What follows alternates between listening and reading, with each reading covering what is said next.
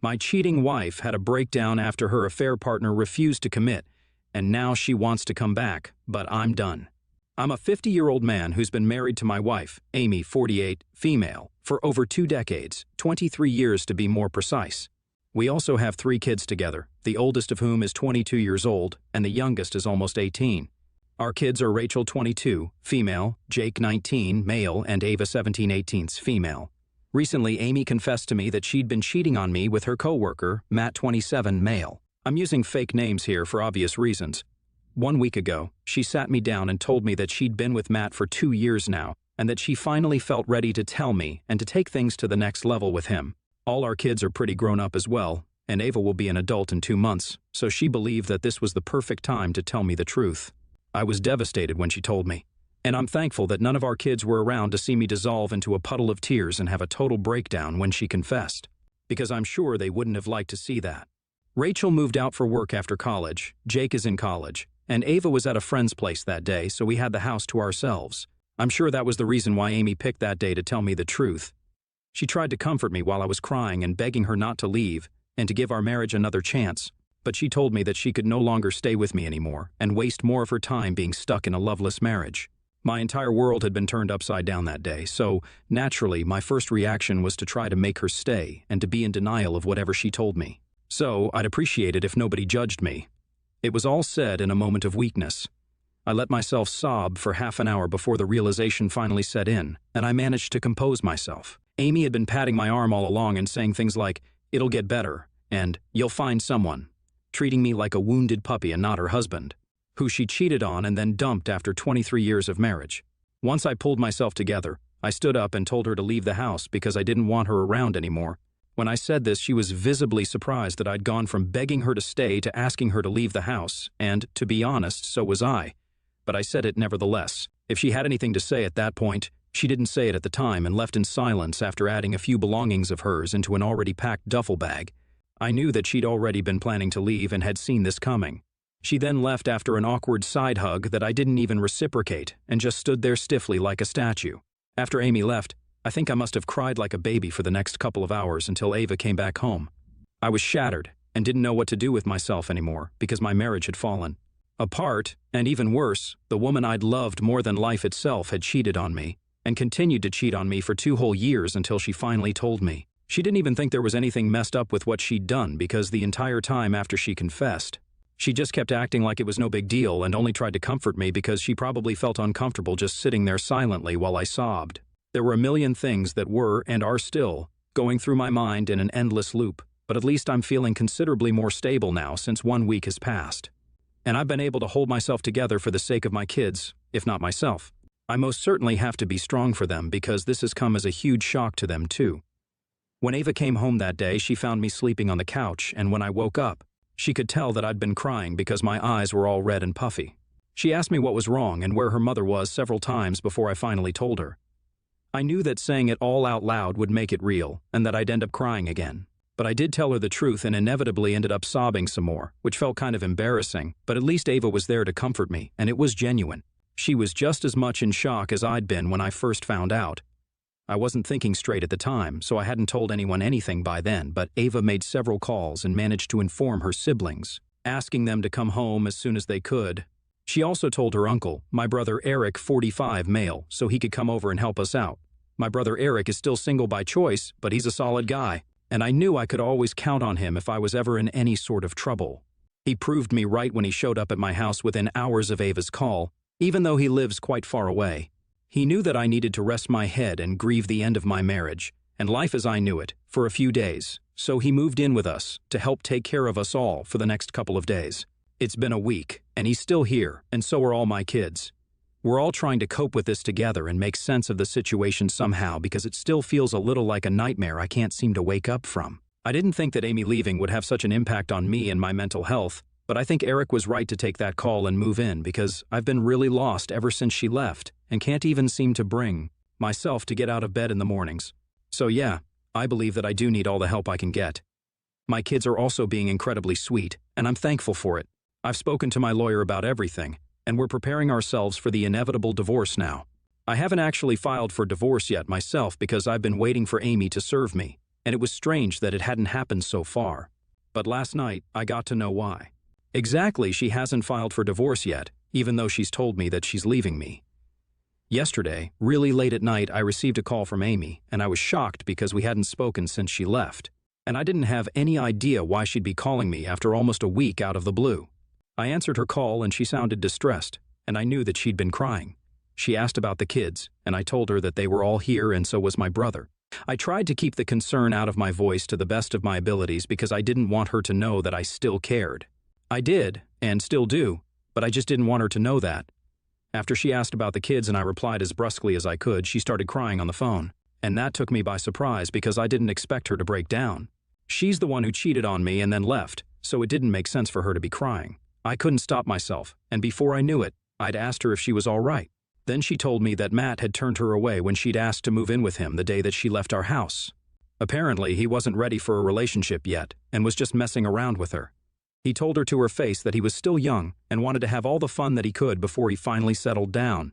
And while Amy is attractive for her age, she's still 50 and has 3 kids, and that's not his idea of an ideal wife for his future because he does want kids and a long life ahead with whoever he chooses to marry. Due to Amy's age, a future is not something she can offer him, which is why he doesn't think they should be in a real relationship or move in together. So, neither is Matt ready for a relationship, and even if he was, he wouldn't be in one with Amy. And now she was having a total breakdown over it because she had nowhere to go. She was crying on the phone for like 15 minutes because now she knew that she'd ruined her life with that affair, and I honestly felt really satisfied with whatever was happening. She told me that our kids weren't speaking to her now, and they'd all blocked her everywhere without a word, and that she'd been living in a hotel for the past week because she didn't know if I'd have her back or not, and she was too afraid to ask me. She'd finally broken down and called me yesterday because she couldn't think of what else to do. And obviously, she couldn't just live in the hotel forever. Now she was calling to ask me if I'd let her live with me and give her one more chance. I was dumbstruck at the sheer audacity to even ask this of me, and within seconds, all my concern and sadness disappeared and were replaced by anger, which really should have happened a long time back. I told her right away that there was going to be no second chance for her, just like she didn't give me one, and that I was glad that this was happening to her because she deserved every bit of this for what she'd done. I then hung up, without waiting for a reply, and turned my phone off so I could go to sleep without thinking about her. I was really pissed off that she'd even thought for a second that even after what she'd done, she could just come running to me and I'd fix the situation for her, like always. We had a lot of ups and downs over the years in our marriage, like any other married couple, but I'd always tried to fix every fight, even though she'd rarely ever apologized to me. It was always me who was chasing after her and trying to make it up to her, even if I wasn't in the wrong. But I'd had enough. I couldn't look past this. I couldn't forget this. And I most certainly didn't even want to, because this was the reality check that I needed. I'd always loved my wife more than she'd loved me and more than she deserved to be loved. But that ended now. Now, I don't think I did anything wrong by asking her to leave the house and refusing to let her come back, because after all, the house is technically mine since I'm the one who bought it. So it's under my ownership legally, and she can't force me to let her live there. But she's been trying to manipulate me into believing that I'm being cruel to her somehow. After I finally turned my phone back on this morning, I found several texts from her that she'd sent last night after our phone call.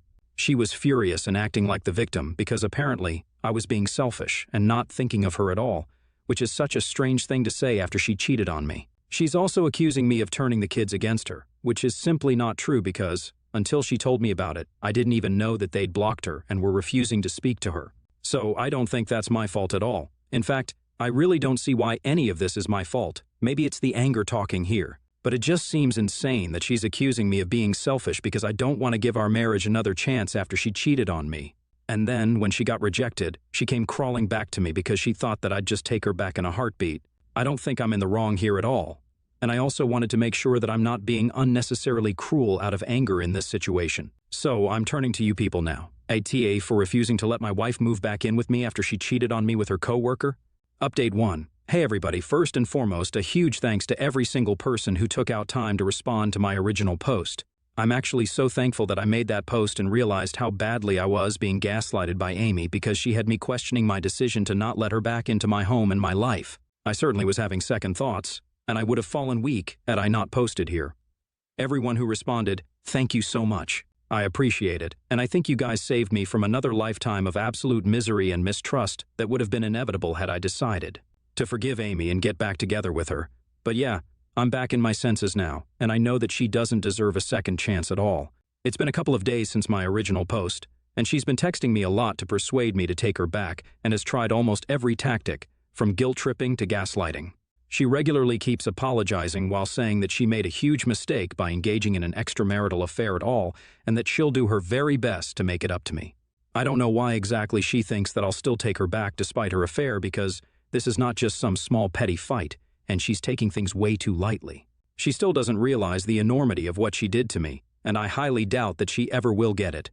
I'm feeling a lot better now, so I've sent Rachel and Jake back so they can resume their normal lives. Ava is still living with me and checks up on me from time to time, which I do appreciate, but I told her not to let me hold her back from going out, having fun with her friends, or whatever it is that brings her joy. I know this is a tough time for all of us, but we'll all get through it eventually, and she's supposed to move out for college in the fall as well, so I want her to make the most of her time here. My brother is still living with us, though, and I'm really thankful for it. I spoke about the emotional impact of the affair and Amy leaving me at length. But there are also practical day-to-day activities that have also been affected by her leaving. These seem a little petty but are also a constant reminder of her absence. Now that Amy's gone, we needed someone to take over her share of chores. She's the one who usually used to do all our laundry because she said she enjoyed it. The kids and I used to keep the house clean, take out the trash, and do the dishes. And Amy used to do the laundry and the cooking because that's what she enjoyed doing. But now it was up to me and Eric to take over because Ava was busy with her own life, and I wasn't going to keep her home just to help out with chores. My brother has been a godsend ever since he came here, and even though he's not very emotional or affectionate, he's been there for me and has made me feel like I can let go a little, which is something I feel like I really needed. I know he'll have to go back to his life at some point, but I'm lucky that he's here for me now. Speaking about the legal aspect of things, my lawyer and I have already filed for divorce. We went ahead with the petition yesterday, after I realized that now that Amy had nowhere to go, she wasn't going to file for divorce anymore because she wanted to come back. Now she's going to be served in a couple of days, and then the real battle begins. It's already exhausting for me to even think about it, so I can only imagine how much more mentally taxing it'll be when I actually have to go through it all. I never imagined that I'd have to get divorced, and yet here we are. It's a horrible feeling, but there's just nothing else I can do anymore. At least I'll know that I did my very best to keep the marriage intact and that whatever is happening right now isn't my fault. It's hers, so I don't need to feel like crap about what happened. I'm also grateful that my kids are all grown up now because I don't think I could have handled a custody battle alongside the divorce. Update 2. Amy was served with the divorce papers today, and I don't think she took it well if the texts she sent me are any indication at all. I haven't blocked her because I haven't found the mental strength to cut her off entirely just yet, but I will soon. She sent me several vile messages about things she wishes would happen to me because, according to her, I'm the one who ruined her life. And I'm just taking revenge on her for trying to have a little bit of fun so she could distract herself from her boring, monotonous life. She told me that I'm almost 50 and look like it too, and she just wanted a change of scenery. The thing about me looking my age is fair because I quit going to the gym ages ago, and my hairline is receding. But I think that's just because, like any other normal human being, I'm also aging. I'm the father of 3 kids, and almost all of them are adults now, so I think it's natural for me to look my age. It's not even like I'm ugly or unhealthily obese. I have kept in decent shape for my age. But if she wants me to look the same way I did back when we got married in our early 20s, then that's going to be an issue. I don't think it's humanly possible to look the same age unless you're a celebrity and can afford to spend all your time and money on maintaining your looks throughout the years. Of course, she finds Matt more physically attractive than me, but that's where the whole marital commitment comes in. If she couldn't exercise any control over herself and flung herself at the very first somewhat young guy whom she found attractive, then that's not my fault. It's kind of pathetic that she's still trying to shift the blame onto me and make it look like what she did was fine, and that I should have been the one to fix myself. But that's just how she is, I suppose. Only now am I finally seeing all the red flags I've been ignoring for over 20 years out of love for my wife. But now that she's my soon-to-be ex-wife, I realize what kind of a human being she is, and I feel like an idiot for never acknowledging any of this before. I should have known, but I chose to ignore it all because I loved Amy. And even now, somewhere deep down, I know that I still do, which feels pathetic and embarrassing to admit, but I can't help it. That's really what has prevented me from blocking her and cutting her off entirely so far. But I'm just praying that I find the strength to do it soon enough because I don't think I can keep up with her insanity anymore. I don't want to see more of whatever this side of hers is. I won't call it her evil side because what she's doing is beyond that. It's cruel to the point of hilarity, if that's even a thing. Update 3. So, There's been a very ironic turn of events, but thankfully it doesn't affect me directly. I learned from my daughter Rachel a couple of hours ago that, as of now, Amy is having online drama with Matt because yesterday she posted a rant about how Matt had led her on for 2 years and then eventually dumped her because he didn't see a future with her. Now that I think of it, it was pretty stupid of her to abandon her life without even discussing these things with him first. I'm not a cheater, but at least she should have thought things through before going headfirst into this whole relationship thing with Matt, and at least asked him if he wanted the same things as well. Coming back to the post, a couple of other female coworkers also commented on that post and said that he'd also been involved with them. So essentially, that guy was pretty much the office mattress and had never loved Amy at all. I didn't believe in karma earlier, but this is just karma at its finest, and I can't believe that this is happening to her. I blocked her, and so has Rachel, but she found out from a cousin of hers who obviously still has Amy added, because we haven't announced our separation to the rest of the family just yet. But I think that post in itself does the job well. I'm still going to tell my own family soon, but before that, I just want to relish the drama that she's caught up in and take a step back to admire the crapfest Amy has walked into. That Matt guy truly deserves a round of applause, because I really can't imagine anyone being able to pull off multiple affairs in the same office for more than a year. I hated him initially when I learned that Amy had been cheating with him on me, but now I think I'm warming up to him. I might even congratulate him and tell him well played or something, I don't know. All I know is that this is the perfect payback for what Amy did to me, and it really is just a perfect example of the repercussions of cheating and ruining your perfect life just for a little bit of fun, as she put it herself. At least I'm going to be out of this mess in her life soon enough now, and I can't wait for the divorce to come through at this point. Update 4. It's been a little over a month since my original post, and we're currently in the negotiations phase for the settlement. It's incredible how I now look at her and feel absolutely nothing for her anymore. She smiles at me sometimes during the meetings and tries to talk to me after them, but I do my best to avoid her and keep my distance. As far as I know, she's living with a friend of hers now and has been fired from her previous job. But I don't think I'll have to give her any alimony because of the very public confession of her infidelity on Facebook. Thanks to her delusional belief that Matt would be serious about her at some point. I don't even need to prove that she'd been cheating because she did all the work for me herself. My kids are still not speaking to her, and we like to pretend that she doesn't even exist anymore. I know it's not exactly healthy, but we'll think about that later when some time has passed. Right now, it's way too fresh to be discussed emotionally. I'm doing a lot better than I was when I first posted here, and I know it'll just get better with time. I'm probably going to start therapy in a few days, once I have more time after the divorce is finalized or something, and maybe that'll help me feel okay about everything eventually.